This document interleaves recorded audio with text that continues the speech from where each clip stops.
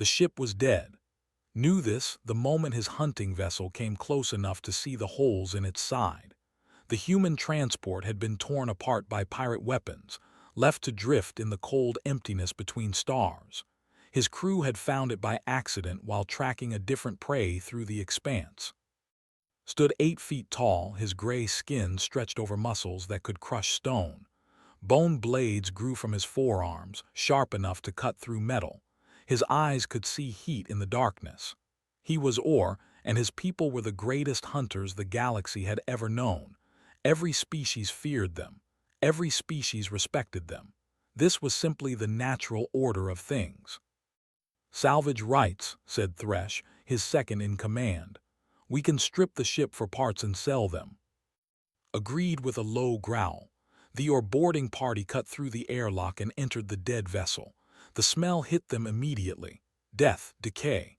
The bodies of humans lay scattered through the corridors, frozen in the positions where they had fallen. Men, women, some had died fighting. Others had died running. All had died. The Or moved through the ship with practiced efficiency. They had done this many times before. Humans were not interesting to them. Soft creatures, weak.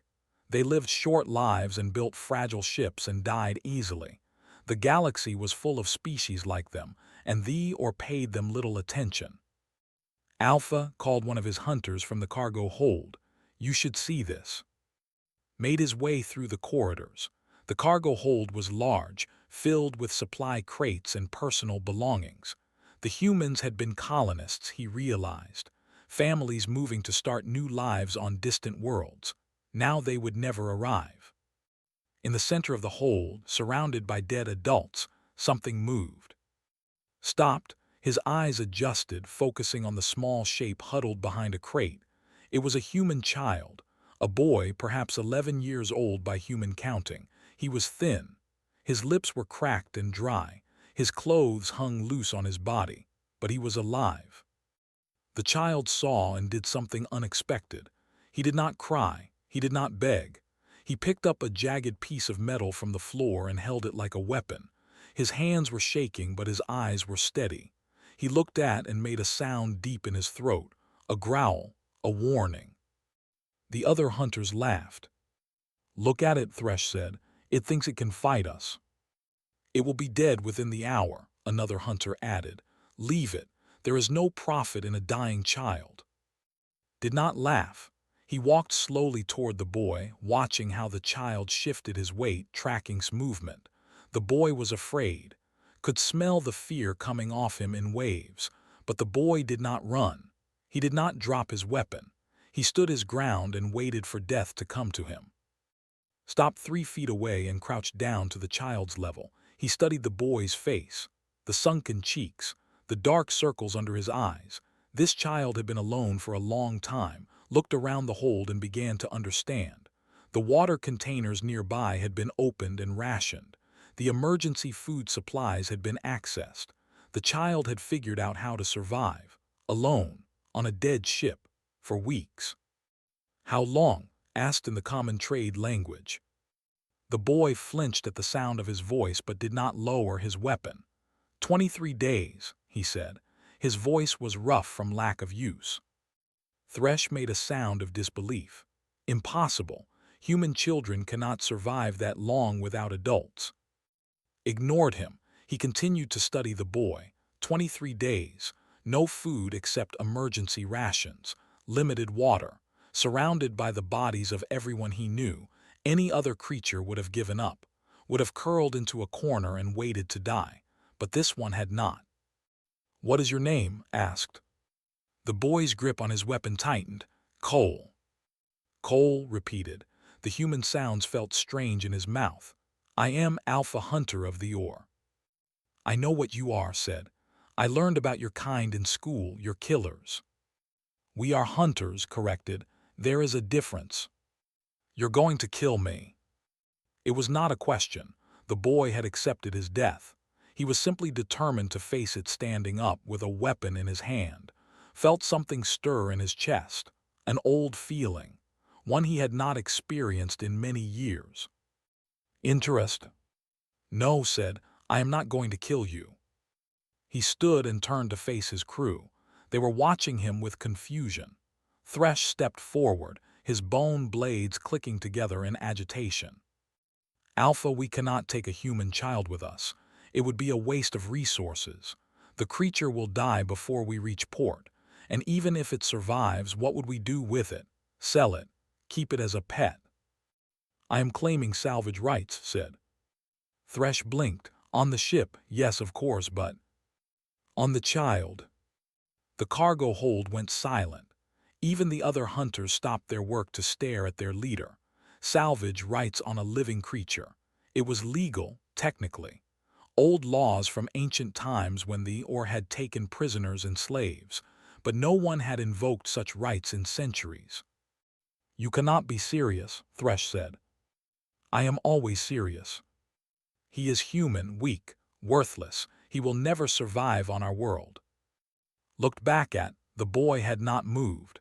He was still holding his makeshift weapon, still watching, still waiting, still refusing to show weakness. He survived 23 days alone on a dead ship, said. He rationed his water. He accessed emergency supplies. He did not panic. He did not give up. When we breached the hull, he did not beg for mercy. He picked up a weapon and prepared to fight creatures 10 times his size. Turned back to Thresh. Tell me again that he is worthless. Thresh had no answer. Walked back to and extended one massive hand. The boy stared at it, uncertain. Come with me, said. You will live on my world. You will learn our ways. It will be hard. Many will want you to fail, but if you survive, you will become something new, something this galaxy has never seen. Did not take his hand immediately. He looked past at the bodies of the adults who had protected him. His family, perhaps, his friends, the people who had died so that he could live for 23 more days. Then he dropped his weapon and took his hand. As they walked back to the Or vessel, Thresh fell into step beside. The other alphas will laugh at you, he warned. They will say you have gone soft, that you have adopted a pet. Did not slow his pace. Let them laugh. I have not been wrong about prey in 40 cycles. I will not be wrong about this one. Thresh glanced at the small human child walking between the massive hunters. You think he is more than prey? Did not answer, but deep in his chest that old feeling continued to burn. Interest, curiosity, and something else. Something he had only felt once before, long ago, when he had first held his own son. Hope. 5 years changed many things, but they did not change the way the other initiates looked at. He was 16 now, taller than he had been but still short by Or standards. The youngest hunters in training stood 6 feet tall at minimum. Most were closer to 7, barely reached 5'8". Where they had bone blades, he had soft human arms. Where they had armored skin, he had flesh that cut and bruised easily. Where they could see heat in the darkness, he stumbled blind without a light. Every day, they reminded him of these facts. The human is still alive, said as entered the training grounds. Was the son of a rival alpha, a young hunter with more pride than sense. He had made it his personal mission to break. I thought winter would finally kill it. The other initiates laughed, ignored them. He had learned early that responding only made things worse. Words were weapons or respected less than silence. The training master called them to order. Today's exercise was simple, a 10-mile run through the mountain passes. For the Or initiates, this was easy. Their bodies were built for explosive speed. They could cover the distance in under an hour. Would need 3. He started running anyway. The Or sprinted ahead, their powerful legs eating up the ground. Within minutes, was alone on the trail. He could hear their distant laughter echoing off the mountain walls. He kept running. This was the secret had learned in his 5 years on Or prime. He could not beat them in speed. He could not beat them in strength. He could not beat them in any single measure they valued. But he could do something they could not. He could keep going. The Or were ambush predators. Their bodies were designed for short, violent bursts of action. Sprint, kill, rest. This was their way. but came from Earth, from a species that had once hunted mammoths and antelope not by outrunning them, but by following them until they collapsed from exhaustion. Persistence hunters, his father had called them once. Humans could walk and jog for hours, for days if necessary, while faster prey eventually had to stop. The Or did not know this. They saw only his slowness. They did not understand that slowness could be a weapon. Finished the run in 2 hours and 47 minutes. The other initiates had finished, rested, and grown bored waiting for him, was ready with fresh insults. But the training master looked at with something that might have been curiosity. "You did not stop," the master said. "No," agreed. "Most humans would have stopped." Wiped sweat from his face. "I am not most humans." The weeks turned into months. The trials grew harder. Survival exercises in the frozen wastes.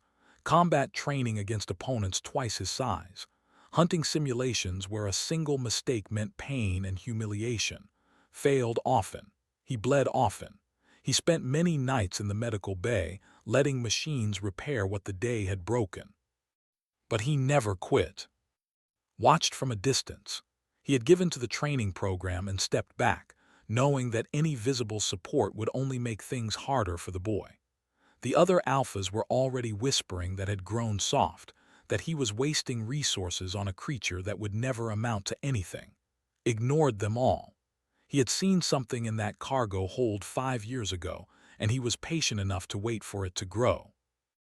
The day of the trial of first blood came with the first snowfall of the season. Every initiate was required to hunt and kill a massive beast covered in armored plates, with claws that could tear through stone and a temper that made them attack anything that moved. For Or initiates, the trial was dangerous but manageable. Their bone blades could pierce armor. Their speed let them dodge the creature's attacks. Most completed the hunt within 2 days. For it should have been a death sentence. "Perhaps we should give the human a smaller prey," one of the trainers suggested. "A rock lizard, perhaps, something it might actually kill."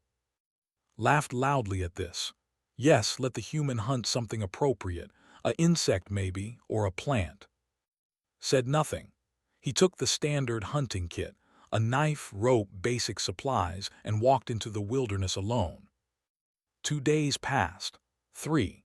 By the 4th day, the trainers were certain he was dead. Celebrated openly, drinking with his friends and toasting to the end of the human embarrassment. Even began to feel doubt creeping into his heart. On the morning of the 5th day, emerged from the tree line. He was limping. Blood covered his clothes, some his own, some not. His left arm hung at a bad angle and deep scratches marked his face and chest. But he was dragging something behind him. The was dead. Its massive body left a trail in the snow as pulled it toward the training grounds. The initiates stopped their exercises to stare. The trainers came out of their buildings, even fell silent. Dropped the rope and stood before them, swaying slightly from exhaustion. "It is done," he said. The training master walked slowly around the corpse, examining it with growing disbelief. The creature had not been killed with a single blow. There was no clean death wound. Instead, the body was covered in cuts, dozens of them. Small wounds, none fatal by themselves, but together they had drained the life from the beast. "What did you do?" the master asked. Coughed, blood spotted his lips. "I followed it. For 2 days I followed it. Every time it tried to rest I attacked, small cuts. Then I ran away before it could catch me. When it tried to drink I threw rocks. When it tried to sleep I made noise. I never let it rest. I never let it recover." "You wore it down." "Yes," looked at the dead. "It was faster than me, stronger than me. But it could not run forever. I could." The training master was quiet for a long moment. Then he turned to the gathered crowd. Among them stood several alphas who had come to witness what they expected to be the humans' failure. They were not laughing now. "This hunt," the master said slowly, "was conducted in the old way.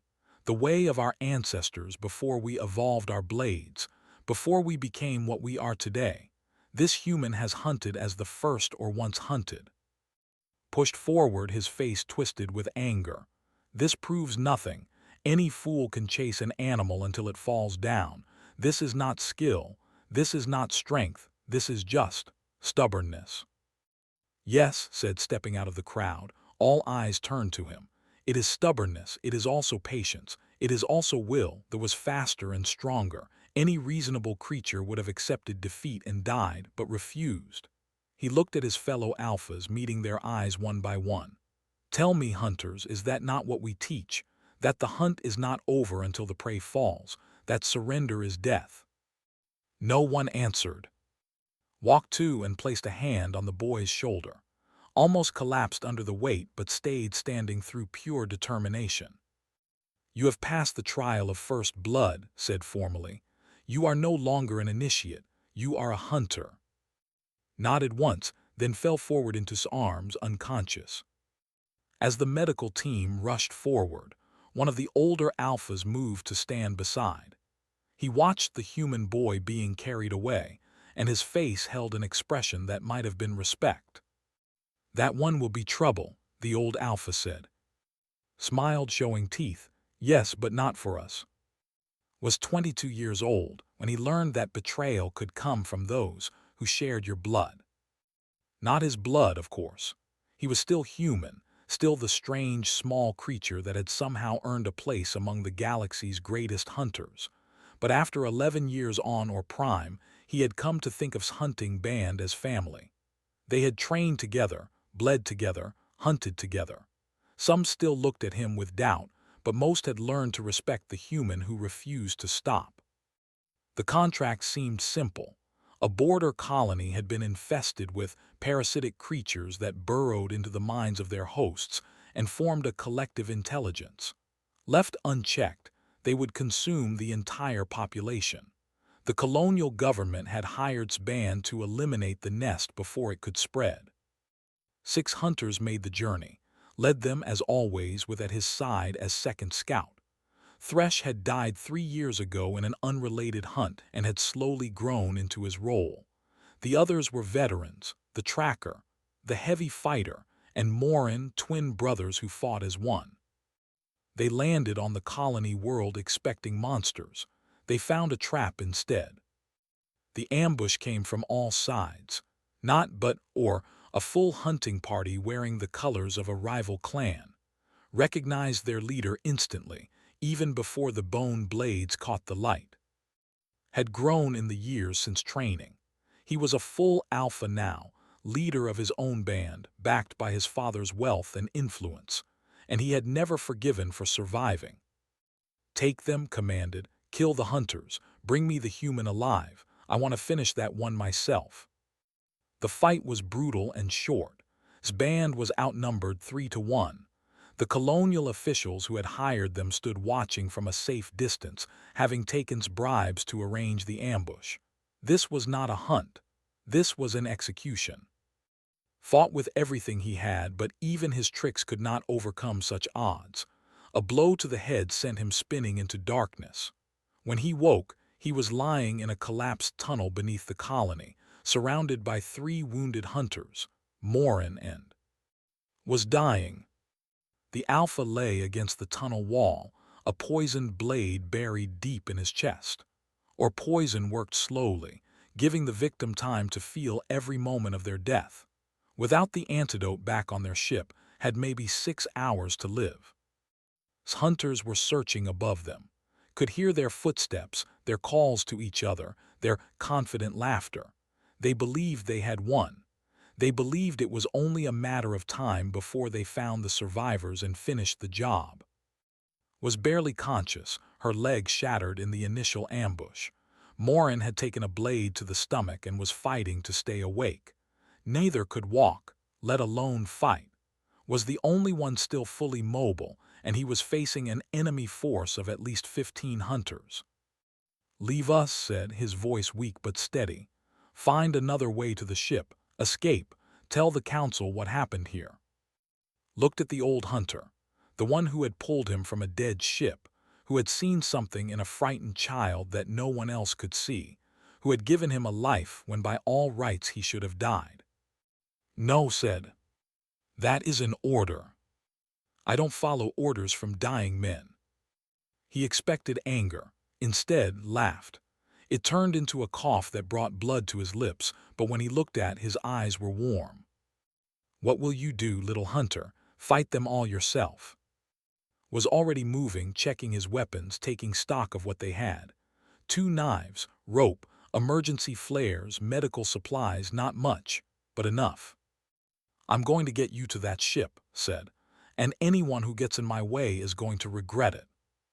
What followed would later be called the Blood Hunt, though never liked the name. He started with traps, simple ones at first, tripwires attached to falling rocks, snares hidden in the darkness. The Orcs were hunters, not prey. They were not used to watching for danger from below. The first casualty was a young hunter who stepped on a pressure plate had rigged from debris. The explosion brought down a section of tunnel, separating the search party. Then came the fires, found the colony's chemical storage and created a trail of flammable liquid through the corridors. When he lit it, the flames spread faster than the hunters could run. 3 more went down, not dead but burned badly enough to take them out of the fight. He used the chaos to move and Morin, dragging them through side passages while the enemy dealt with the flames. Was too heavy to carry, so rigged a simple sled from debris and pulled him through the darkness, stopping only to set more traps behind them. Grew frustrated. His hunters were disappearing one by one, taken down by a creature they should have been able to kill with a single blow. He ordered them to move in groups of 3. Adjusted. He started targeting their supplies instead of them directly, destroying food and water, burning their medical kits. He didn't need to kill them. He just needed them afraid. On the second night, climbed to the surface through a maintenance shaft and found ship. He couldn't take it. He didn't know how to fly or vessels, but he could disable it. 3 carefully placed cuts to the fuel lines meant they wouldn't be leaving until repairs were made. By the 3rd day, had not slept. His body was running on nothing but determination and emergency stimulants, but his hunting party was in chaos. 7 of his 15 hunters were dead or disabled. The rest were exhausted, paranoid, jumping at shadows. They had come expecting easy prey and found something else entirely. The final push came at dawn. Created a distraction, a series of explosions triggered by remote timers, and used it to get his wounded companions past the last line of hunters. Was barely breathing now, the poison working its way toward his heart.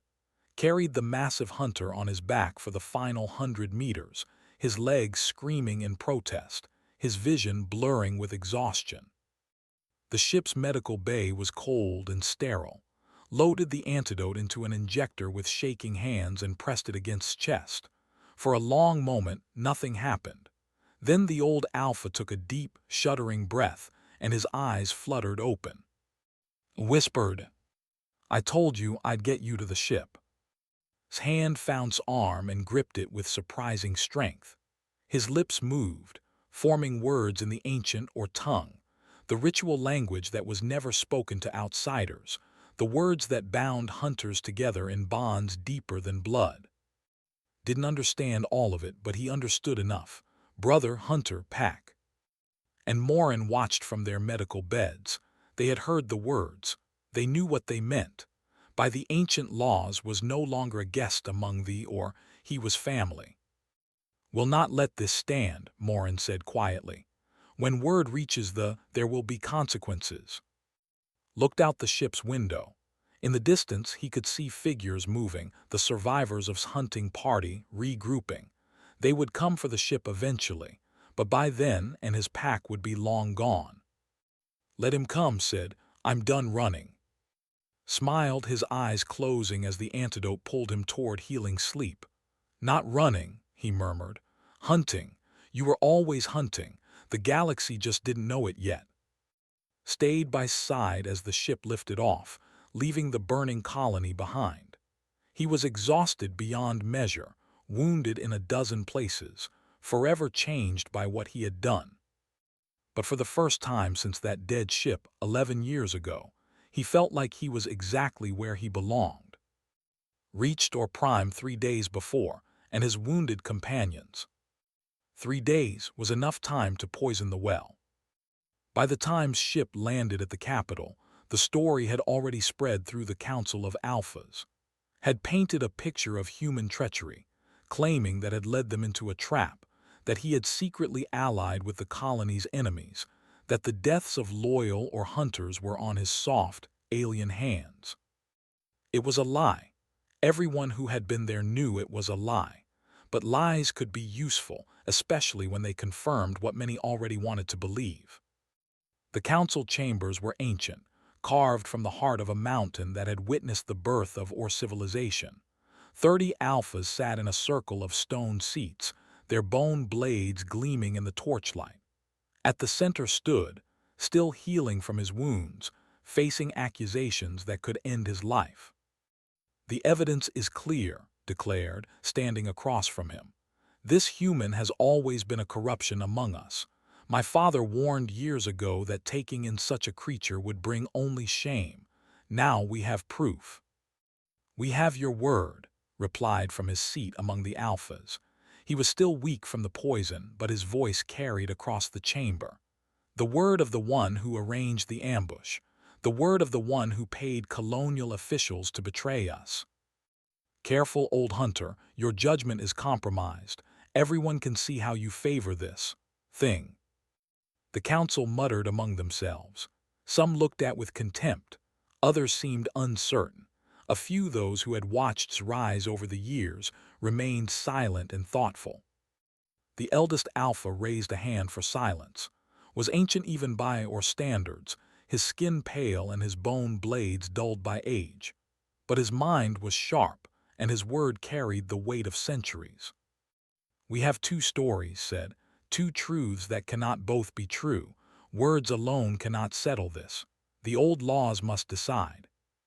Felt his stomach tighten. He knew what was coming. "Trial by challenge," continued. "Accuses, denies. Let them meet in the arena. Let blood determine truth." Smiled, his teeth bright and sharp. This was exactly what he wanted. In single combat he would destroy the human who had humiliated him for years. No tricks, no traps, no running, just two bodies and the blades they carried. "I accept," said. Every eye turned too. He could refuse. The laws allowed it, but refusal was the same as admitting guilt. He would be exiled at best, executed at worst, and would be stripped of his rank for harboring a traitor. Thought of the old hunter who had saved him. He thought of the years of training, the pain, the small victories. He thought of the word had spoken in that medical bay. "Brother." "I accept," said. The arena was older than the council chambers. It had been carved from volcanic glass in an age when the or had been young and savage. Its walls were stained with the blood of countless duels, layer upon layer of dry darkness. The seats surrounding it held hundreds of spectators, alphas, hunters, common citizens. All had come to watch the human die. Stood on one side, his bone blades extended, his body loose and ready. He had trained for combat since birth. His father had hired the finest instructors. He had killed 30 enemies in formal duels and dozens more in hunts. Against a human, he expected this to be brief. Stood on the other side, holding a single bone knife. The blade had given him years ago, crafted from the old alpha's own shed blade. It was the only weapon he was permitted. Tradition demanded that combatants fight with what they had naturally. This meant their blades, for it meant whatever he could hold. The horn sounded, attacked. He was fast, faster than anything had ever faced. The first strike came before could blink, a diagonal slash that would have opened him from shoulder to hip. Threw himself sideways, felt the blade whistle past his ear, hit the ground rolling. Was already following, pressing his advantage. Strike after strike rained down on overhead cuts, thrusting jabs, sweeping slashes that hummed through the air. Blocked what he could, dodged what he couldn't, and took the rest on his arms and shoulders. Blood began to flow. The crowd roared with approval. This was what they had expected. The human could not win. It was simply a matter of time.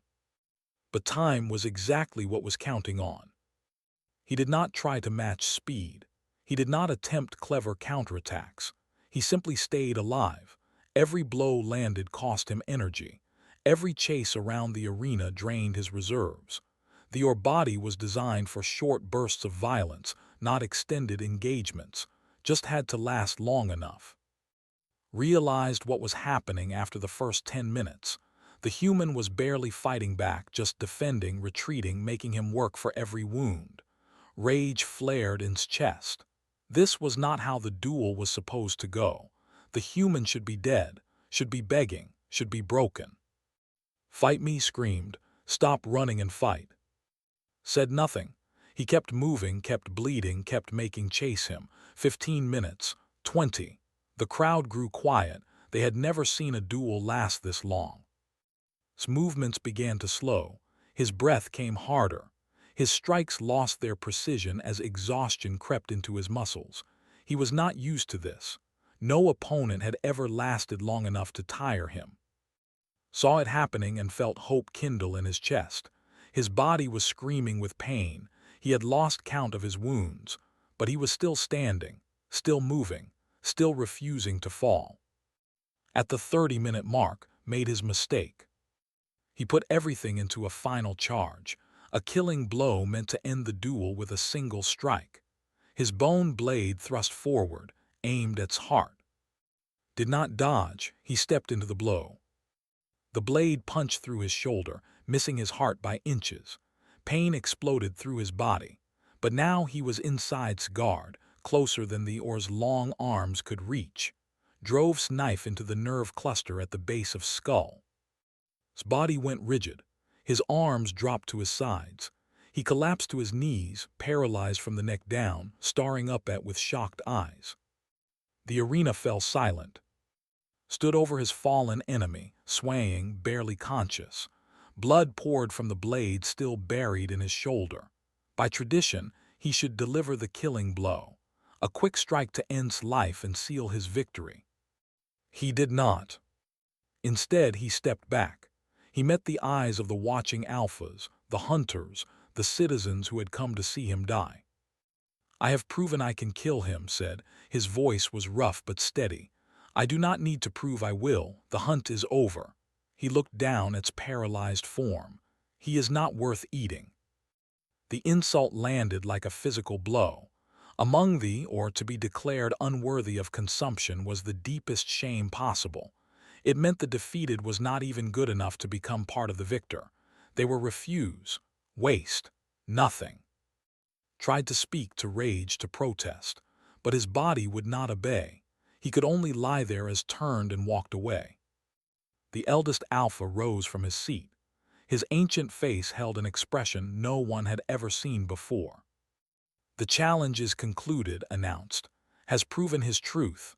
More than that," he paused, looking at the human with something approaching wonder. "He has proven what a hunter should be. Not a killer, a hunter. One who takes only what is needed. One who kills with purpose, not with anger." He raised his hand toward. "Let it be known, this human is, or, now and forever, any who dispute this will answer to the council." Made it 3 steps toward the exit before his legs gave out. Caught him, lowering him gently to the ground, calling for medical teams. "You did it," said, his voice thick with emotion. Smiled weakly. "I just didn't stop. It's the only thing I know how to do." "It is enough," replied. "It has always been enough." The medical team arrived and lifted onto a stretcher. As they carried him from the arena, the crowd began to make a sound, a rhythmic stamping of feet, a thunder of approval that echoed off the volcanic glass walls. They were not cheering for a human, they were cheering for a brother. 10 years after the arena, the galaxy learned what humanity really was. Cole stood in the council chamber for the second time in his life, but everything had changed. He was 42 now, his body marked by 3 decades of hunts. Scars crossed his face and arms like a map of survival. Gray touched his temples, but his eyes were the same, steady, patient, unyielding. Beside him stood, older still but unbroken. The great Alpha had named his official second years ago, his brother in all matters of law and custom. When spoke with him. When led, stood at his side. The Or who had once laughed at the human pet now watched him with respect. But today the council was not discussing hunts. Today they were discussing war. The hegemony has declared their intention, said. The eldest Alpha had grown even more ancient, his voice a thin whisper that still commanded absolute attention. They have named humanity a threat to galactic stability. Their fleets are moving toward human space. The chamber murmured. The hegemony was a coalition of species who believed in order above all else. They decided which races were worthy of expansion and which should be contained. They had been watching humanity's growth for decades, and they had finally made their decision. Extermination. This is not our concern, one of the younger Alphas said. Humanity is not pack. The Or have no stake in this fight. Others voiced agreement. The Or were hunters, not soldiers. They took contracts, earned glory, and stayed out of politics. Let the soft races fight their own wars. Listened without speaking. He had expected this. For all that he had earned his place among them, he was still the only human in the room. His people, the people he had not seen since childhood, were about to face extinction, and the galaxy's greatest hunters would watch it happen. Raised his hand. The chamber fell silent. My brother would speak, said. All eyes turned too. He stepped forward into the center of the circle, standing where accused criminals had stood, where challenges had been issued, where the fate of the Or had been debated for thousands of years. You are right, said. Humanity is not pack. By your laws, you owe us nothing.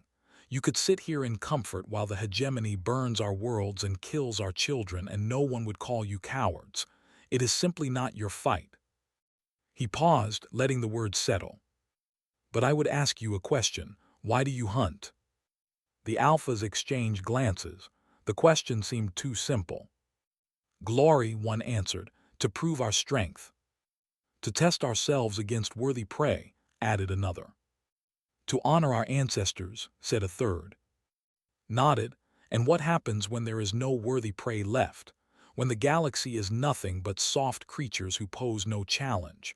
What happens to the Or then? Silence. The hegemony believes humans are prey, continued. They have done their calculations. We are young. Our military is small. Our colonies are scattered. By every measure they use, we should be easy to defeat. He smiled, and there was something in that smile that made even the hardest Alphas shift in their seats. They are wrong. He began to walk slowly around the circle, meeting the eyes of each Alpha in turn. My brother found me on a dead ship when I was 11 years old. I had survived for 23 days alone. No food except emergency rations. No water except what I could find. Surrounded by the bodies of everyone I loved. Any reasonable creature would have given up and died. I did not. Humans do not give up. It is not in our nature. We are the species that hunted mammoths with wooden spears, chasing them for days until they collapsed from exhaustion. We are the creatures that crossed oceans in boats made of wood and faith. We are the people who went to our moon not because it was easy, but because it was hard. He stopped in front of the eldest, the one whose word carried the most weight. The hegemony thinks they are predators. They think they are the hunters, but they have never faced a species like humanity. They do not know what it means to fight something that simply refuses to die. Turned back to the full council. I am not asking you to fight for humanity. I am asking you to hunt with us. The hegemony has declared the greatest hunt in galactic history. They simply haven't realized that they're not the hunters. His voice rose, carrying to every corner of the ancient chamber. They are the prey. For a long moment, no one spoke. Then stood, his massive frame casting a shadow across the stone floor. I stand with my brother, he said. The Or will hunt. One by one, other Alphas rose.